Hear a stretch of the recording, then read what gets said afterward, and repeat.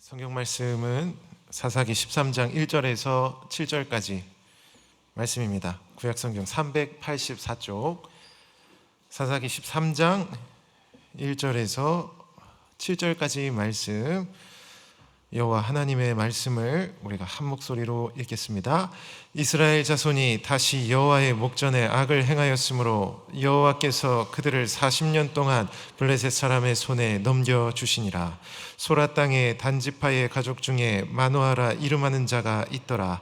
그의 아내가 임신하지 못함으로 출산하지 못하더니 여호와의 사자가 그 여인에게 나타나서 그에게 이르시되, 보라, 내가 본래 임신하지 못함으로 출산하지 못하였으나 이제 임신하여 아들을 낳으리니 그러므로 너는 삼가 포도주와 독주를 마시지 말며 어떤 부정한 것도 먹지 말지니라.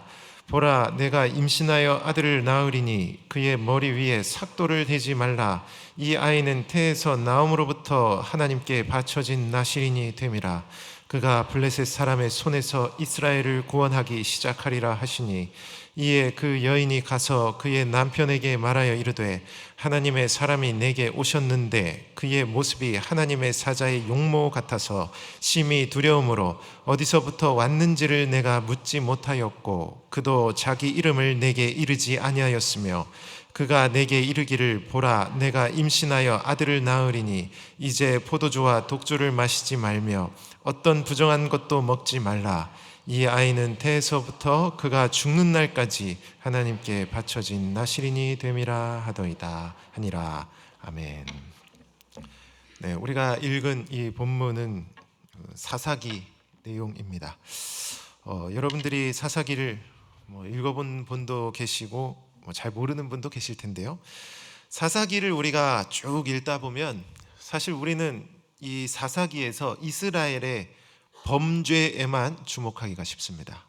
하지만 사실 사사기에서 또 한 가지를 주목해야 하는데요. 뭐냐면 바로 이스라엘이 받는 저주입니다.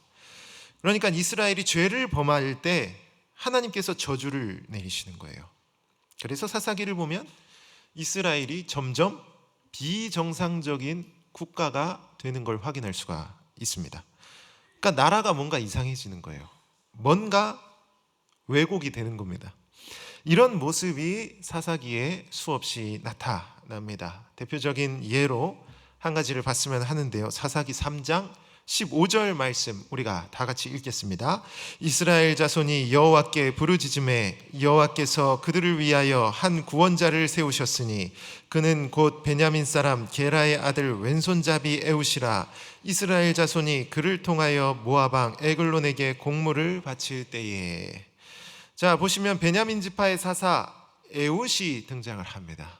근데 여기 왼손잡이라고 그에 대해서 언급을 하고 있죠.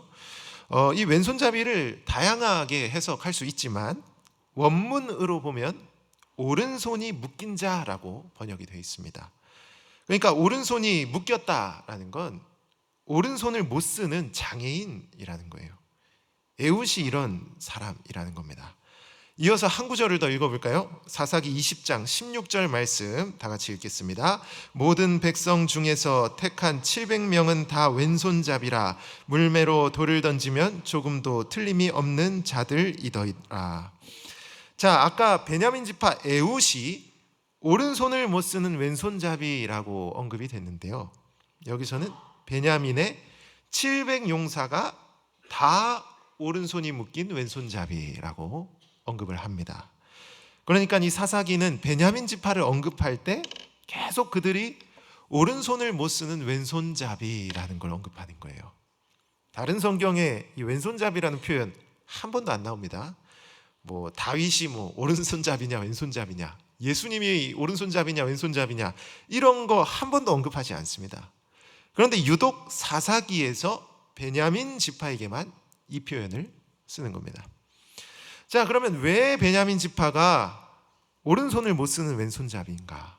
사실 베냐민이라는 그 이름의 뜻이 뭐냐면 오른손의 아들이라는 뜻입니다. 그러니까 베냐민 지파는 그 이름이 오른손의 아들이기 때문에 원래는 오른손을 잘 써야 하는 겁니다. 구약 시대에서 이름은 하나님의 계시입니다. 이름대로 이루어지는 게 복이에요. 여러분들이 선지서를 보면은요, 선지자의 이름이 그 선지서의 주제입니다. 선지자의 이름이 그 선지자 일평생 사명이 되는 거예요. 그래서 베냐민 지파는 오른손의 아들이기 때문에 오른손을 잘 써야 하는데 오른손을 못 쓰고 왼손만 쓰는 겁니다. 그러니까 이게 뭘 보여주냐면 그 당시 베냐민 지파가 그 조상의 이름과 다른 삶을 살고 있음을 나타내는 겁니다. 오른손이 묶여서 오른손과 무관한 삶을 사는 거예요. 베냐민이라는 그 이름과 무관한 삶을 사는 겁니다. 왜 이런 일이 일어날까요? 우리가 신명기와 연결해서 생각해 볼 수 있습니다. 신명기 29장 18절과 20절 말씀 세 번역으로 우리가 화면을 보면서 다 같이 읽겠습니다. 당신들 가운데 남자나 여자나 가족이나 지파가 주 우리 하나님으로부터 마음을 멀리하여 다른 민족의 신들을 섬기려고 해서는 안 됩니다. 당신들 가운데 독초나 쓴 열매를 맺는 뿌리가 있어서는 안 됩니다. 주님께서는 그런 사람을 용서하지 않으십니다. 주님께서는 그런 사람에게 주님의 분노와 질투의 불을 퍼부으실 뿐만 아니라 이 책에 기록되어 있는 모든 저주를 그에게 내리게 하실 것입니다. 그리하여 주님께서는 마침내 그의 이름을 하늘 아래에서 지워버려서 아무도 그를 기억하지 못하게 하실 것입니다. 자, 보시면 하나님은 죄를 지은 남자나 여자나 가족이나 지파까지 그의 이름을 하늘 아래에서 지워버린다고 말씀하셨습니다. 이름을 없애버린다는 거예요. 이게 신명기에 나오는 하나님의 경고이자 이 저주, 형벌이라는 겁니다. 그러니까 베냐민 지파는 사사시대의 범죄로 인해 오른손을 못 쓰게 된 거예요. 오른손의 아들이라는 그 이름이 지금 지워지고 있는 겁니다. 베냐민이라는 그 조상의 이름과 상관없는 지파로 변해버린 거예요. 이게 지금 사사시대에 그들이 받은 저주라는 겁니다. 신명기 말씀대로 징벌을 내신 거죠. 이 외에도 사사기를 읽어보면 하나님의 저주가 아주 많이 나타납니다. 우리가 잘 아는 룻기 1장 1절에 보면 그 베들레헴의 흉년이 찾아오죠. 이 베들레헴이라는 뜻이 빵집이라는 뜻입니다. 이 베들이 집이고요, 레헴이 빵이라는 뜻입니다. 빵집입니다. 그러니까 베들레헴은 그 이름에 맞게 식량이 많아야 하는 거예요. 다른 데는 식량이 없어도 베들레헴에는 있어야 합니다. 그런데 사사시대에는 베들레헴에 흉년이 들어 식량이 하나도 없는 거예요. 이름과 전혀 다른 모습을 보여주는 겁니다. 역시 이것도 하나님의 저주라는 겁니다. 여러분, 그래서 오늘 말씀의 마노아가 불임이 된 이유도 실상은 같은 맥락으로 이해할 수가 있는 겁니다. 그러니까 우리는 그냥 오늘날의 시각으로 자연적으로 불임이 됐겠지라고 생각하기 쉽지만, 물론 오늘날에는 그렇게 이해할 수 있지만 신약 시대가 아닌 구약 시대의 불임이라는 건 단순히 의학적인 요인만 있는 것이 아니라는 겁니다. 특히 이 사사시대의 불임이 됐다, 이건 하나님의 저주일 가능성이 아주 높은 겁니다. 실제로 말씀에 근거할 때 그런 거예요. 우리가 신명기 30장 15절과 16절 말씀을 다 같이 읽겠습니다. 보라, 내가 오늘 생명과 복과 사망과 화를 내 앞에 두었나니 곧 내가 오늘 내게 명령하여 내 하나님 여호와를 사랑하고 그 모든 길로 행하며 그의 명령과 규례와 법도를 지키라 하는 것이라. 그리하면 내가 생존하며 번성할 것이요 또 내 하나님 여호와께서 내가 가서 차지할 땅에서 내게 복을 주실 것임이니라. 자, 여기 보시면 내가 오늘 생면과 복과 사망과 화를 내 앞에 두었나니, 하나님의 명령과 규례를 잘 지키면 생존하고 번성할 것이다. 그러니까 말씀에 순종하면 번성한다는 거예요. 따라서 불순종하면 번성하지 못하는 겁니다. 그래서 불순종이 가득한 이 사사시대에 많은 여인이 애를 낳지 못한 거예요. 이것도 그 시대에 주신 하나님의 저주라는 겁니다. 그래서 사사시대에는 이스라엘의 죄로 말미암아 많은 저주가 이스라엘에 임한 거예요. 이 저주가 하늘의 비처럼 가득 그 땅에 내린 겁니다. 그래서 베냐민 지파가 오른손을 못 쓰는 거예요. 베들레헴에 식량이 없습니다. 여인이 애를 낳지 못합니다. 이렇게 지파와 마을과 가정 모두에 저주가 임하는 겁니다. 이스라엘이 통째로 이 저주의 늪에 갇히게 된 거예요. 저주가 그 나라의 안개처럼 가득 껴 있는 겁니다. 왜냐하면 이스라엘이 계속 심각한 죄를 저지르기 때문이에요. 그래서 마노아 부부가 애를 못 낳는 건 역시 그 시대의 저주일 가능성이 높다는 겁니다. 신명기에 근거할 때 이 사실을 우리가 확인할 수 있는 거예요. 자, 그런데 우리가 마노아의 불임을 저주로 이해하면 뭔가 이상한 점을 발견할 수 있습니다. 뭐냐면 마노아는 아주 신실한 백성이기 때문입니다. 이게 상당히 중요합니다. 그러니까 그 당시 이스라엘은 대부분 타락했거든요. 하나님을 똑바로 믿는 백성이 거의 없습니다. 거의 다 하나님을 멀리하고 우상을 숭배하며 죄를 지으며 살았습니다. 그런데 마노아는 그 타락한 이스라엘 안에 하나님을 진실하게 믿는 의인이라는 겁니다. 마치 노아의 가족처럼 아직 죄악에 물들지 않은 소수의 의인이라는 거예요. 오늘 본문이 이거를 잘 보여주고 있습니다. 우리가 본문 밑에 있는 8절을 한번 읽어볼까요? 8절 다 같이 읽겠습니다. 마노아가 여호와께 기도하여 이르되 주여 구하옵나니 주께서 보내셨던 하나님의 사람을 우리에게 다시 오게 하사 우리가 그 낳을 아이에게 어떻게 행할지를 우리에게 가르치게 하소서 하니. 여러분, 사사기를 쭉 읽어보면 기도라는 이 단어가 몇 번 나올까요? 딱 한 번 나옵니다. 여기서 한 번 나오는 거예요. 그러니까 이 사사기는 21장으로 구성된 긴 책입니다. 근데 기도라는 단어가 여기만 나오는 거예요. 간구라는 단어는 아예 나오지 않습니다. 그러니까 지금 이스라엘은 너무나도 부패해서 기도 자체를 안 하는 겁니다. 400년입니다. 사사시대는. 근데 400년 동안, 그 긴 시간 동안 백성들이 기도하는 법을 잃어버린 거예요. 이게 사사시대의 부패상입니다. 그런데 모두가 기도하지 않는 그러한 어둠의 시대 속에 기도하는 한 사람이 있는 거예요. 누구냐면 본문의 마노아입니다. 그는 이 어둠의 시대의 신실한 의인이라는 거예요. 본문이 이걸 보여주는 겁니다. 여러분, 아울러 이 마노아가 의인이라는 사실을 보여주는 본문 구절이 또 하나 있습니다. 본문 2절에 나오는데요.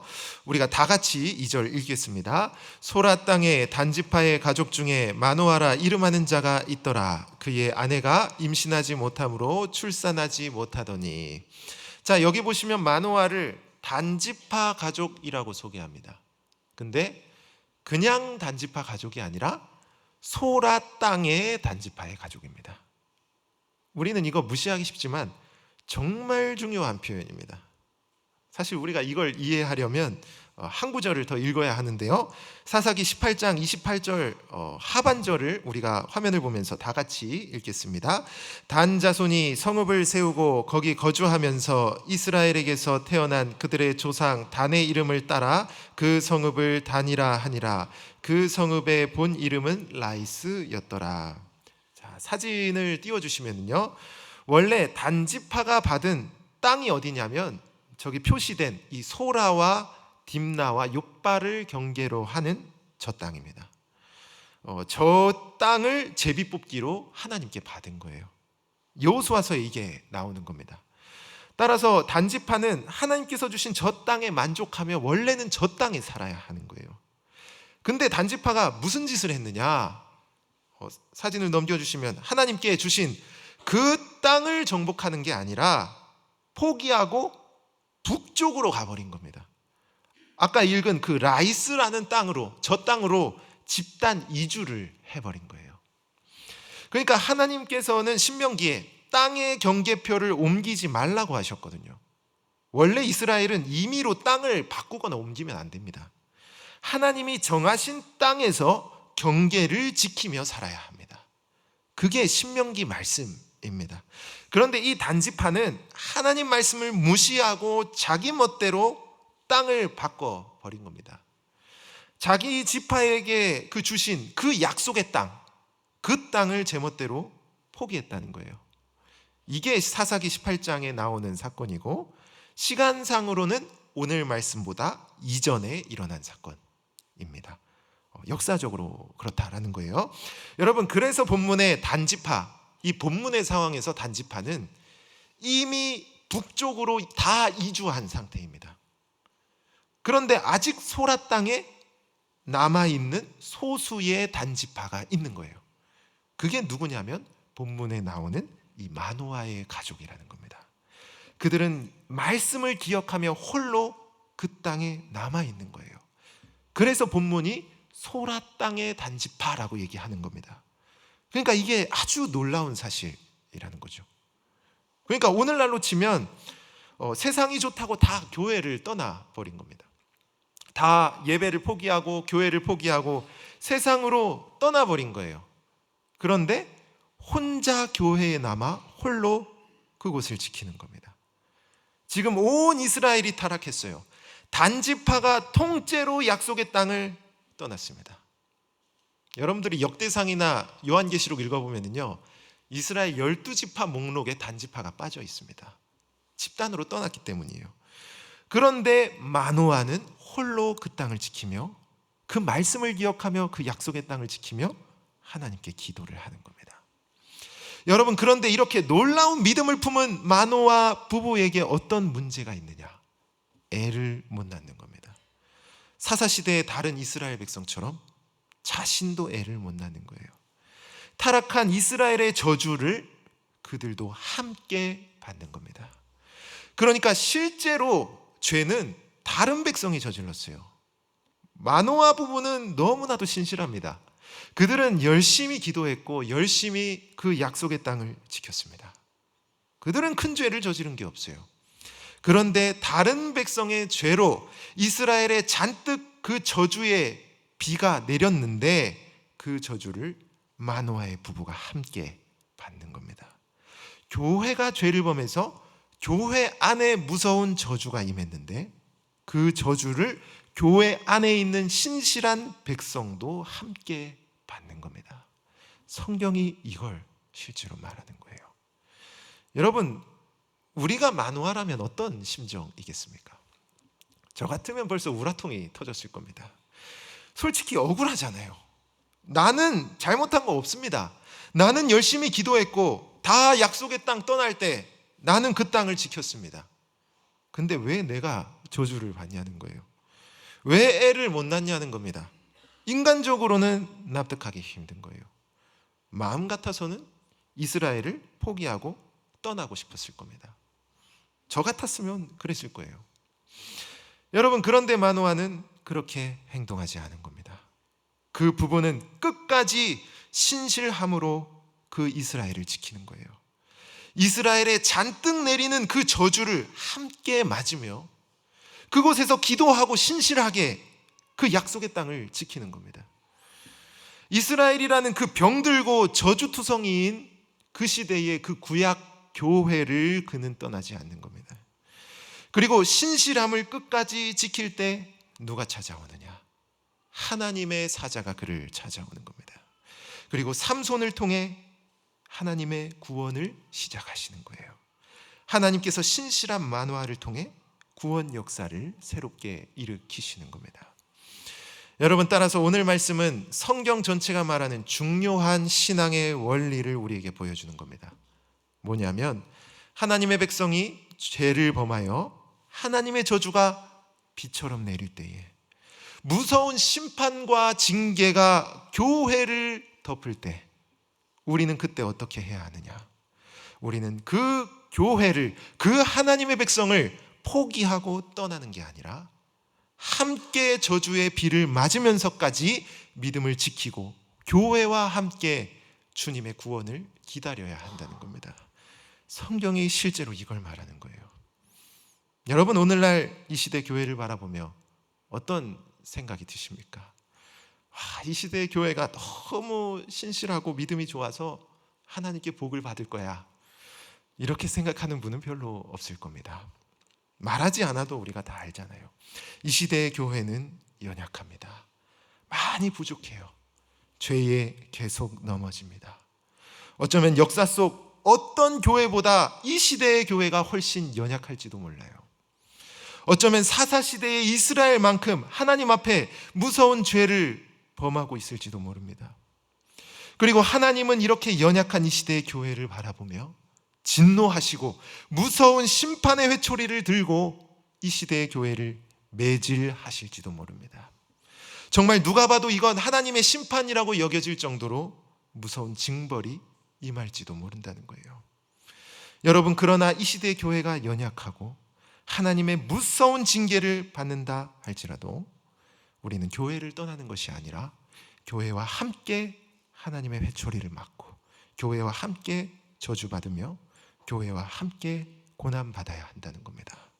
그리고 끝까지 신실함으로 주님의 구원을 기다려야 한다는 거예요. 이게 성경이 말하는 너무나도 중요한 하나님의 메시지라는 겁니다. 여러분, 우리가 연약한 교회, 죄범한 교회를 포기하고 세상으로 돌아갔다고 생각해 봅시다. 하나님이 뭐라 하실까요? 그래, 그 연약한 교회를 네가 잘 떠났다. 네가 세상으로 나갔으니 내가 복을 줄게. 이렇게 말하실까요? 그렇지 않습니다. 성경은 아무리 교회가 부패하고 연약해도 그래도 교회가 소망이라는 걸 끊임없이 말하고 있는 겁니다.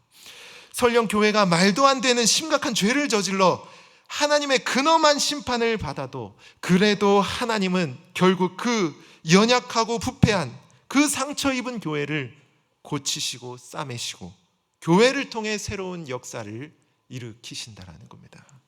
결국 교회를 통해 새 일을 행하신다는 거예요.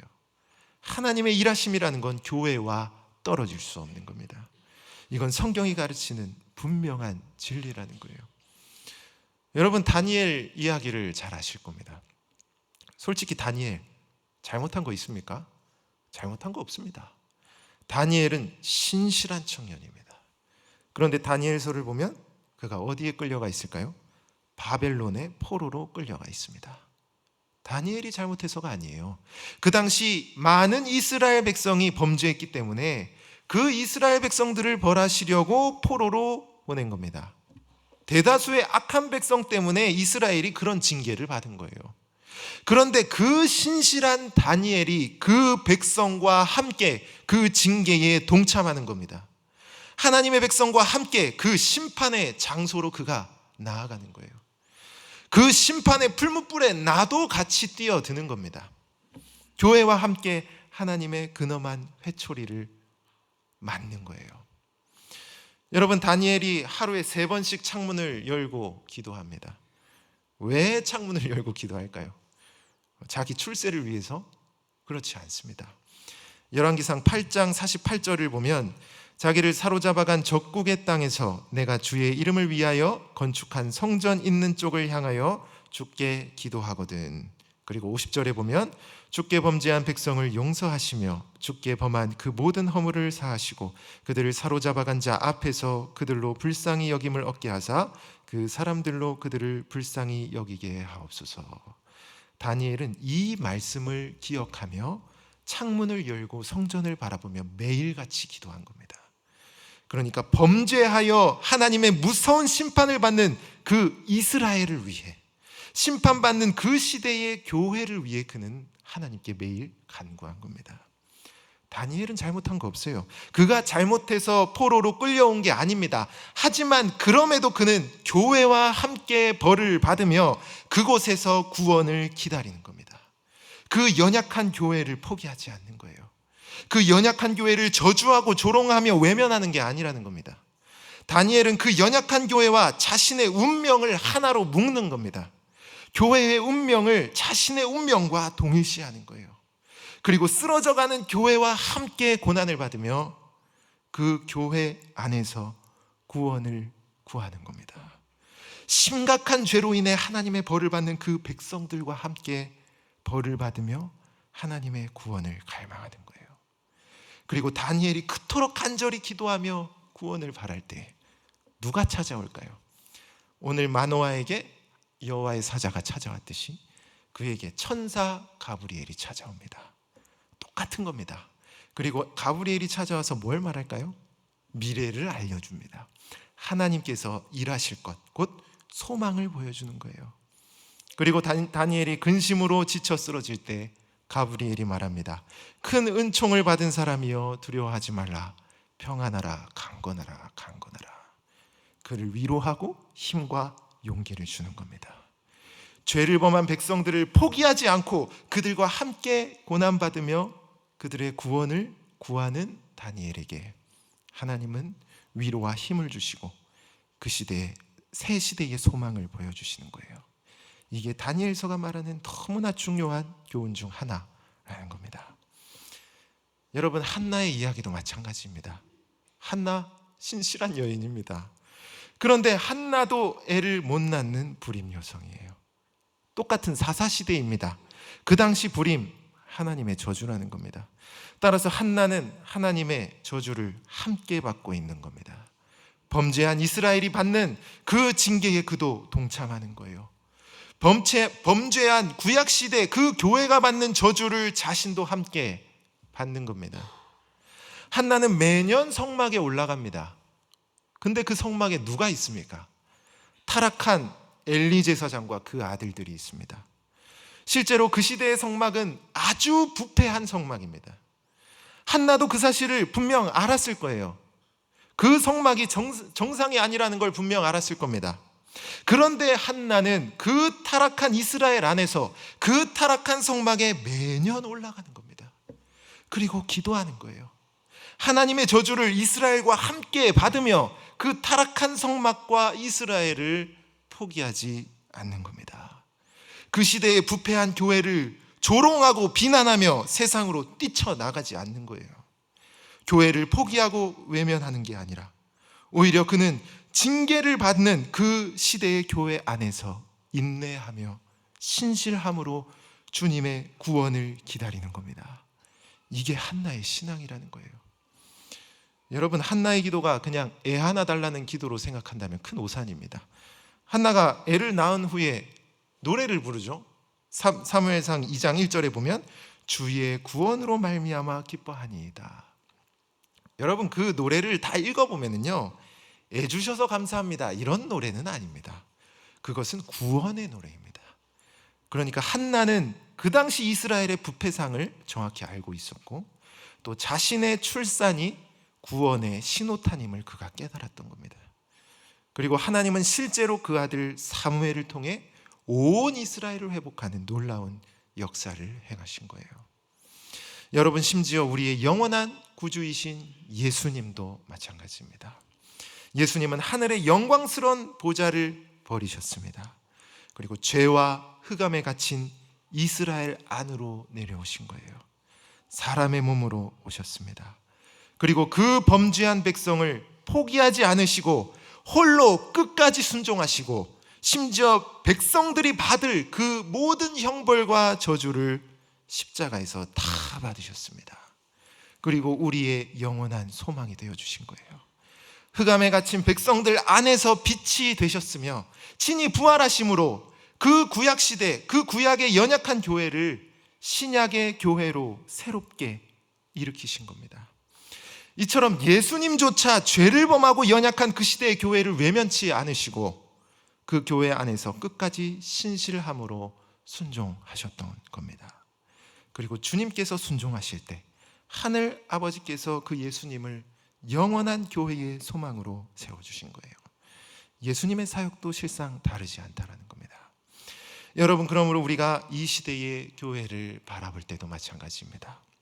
어쩌면 이 시대의 교회의 연약함으로 하나님의 무서운 징계가 이 시대의 교회를 덮을지도 모릅니다. 하나님의 무서운 회초리가 날아올 수도 있는 거예요. 여러분, 그러나 우리는 끝까지 믿음을 지키며 교회와 함께 좁고 좁은 길을 걸어가야 하는 겁니다. 우리는 이 시대의 교회라는 이 십자가를 붙들고 지면서 살아야 한다는 거예요. 오늘 말씀의 마노아, 다니엘, 한나 그리고 예수님처럼 우리는 하나님께서 그 권능의 오른손을 들어 이 연약한 교회를 회복하시고 새롭게 하실 그 내일을 고대하며 끝까지 믿음을 지키고 신실함으로 주님의 구원을 기다려야 한다는 겁니다. 여러분, 그러면 하나님께서는 반드시 택하신 때에 놀라운 일을 행하신다는 거예요. 우리를 통해 그 일을 행하신다는 겁니다. 성경이 이 사실을 우리에게 말하고 있는 거예요. 여러분, 이 말씀은 우리의 가정에도 적용이 됩니다. 가족들이 다 죄를 범하고 악을 행할 때 나만 믿음을 지키고 기도하는 그런 분들이 이 자리에 많이 계실 겁니다. 여러분, 그러나 나 혼자라고 낙심할 필요 없는 겁니다. 어쩌면 가족들의 죄 때문에 하나님의 회초리가 우리 가정에 날아올지도 모릅니다. 하나님의 무서운 징계가 엄습할지도 몰라요. 그러나 그때도 낙심할 필요가 없는 겁니다. 포기하지 말라는 거예요. 하나님의 무서운 징계를 가족들과 함께 받고 함께 고난을 받더라도 끝까지 믿음을 지키며 하나님의 구원을 기다리라는 겁니다. 그러면 하나님께서 반드시 여러분들을 위로하시고 힘을 주시며 놀라운 회복의 소망을 보여주신다라는 겁니다. 여러분, 그러므로 범죄한 이스라엘을 포기하지 않고 하나님의 구원을 끝까지 기다린 마노아, 한나, 다니엘, 그리고 우리 예수님을 기억하시고 살아계신 하나님을 끝까지 신뢰하며 이 시대의 이 연약한 교회와 함께, 연약한 가정과 함께 신실함으로 주께서 일하실 소망을 바라보며 살아가는 여러분 모두가 되시기를 시간 간절히 소망합니다. 여러분, 우리의 십자가는 다른 무엇이 아닙니다. 이 시대의 교회가 실은 우리의 십자가입니다. 교회가 우리에게 고난이지만 동시에 우리의 소망이기 때문입니다. 우리가 이 사실을 기억하며 함께 찬양했으면 합니다. 우리의